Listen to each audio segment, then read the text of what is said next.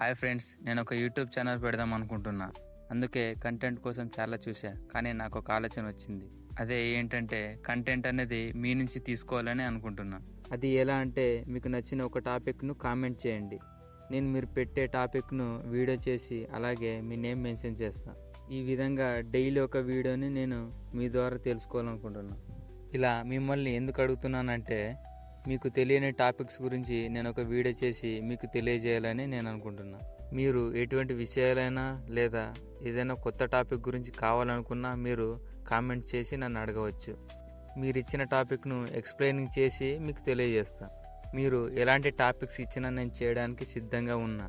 So late చేయకుండా ఒక మంచి టాపిక్ను కామెంట్ చేయండి.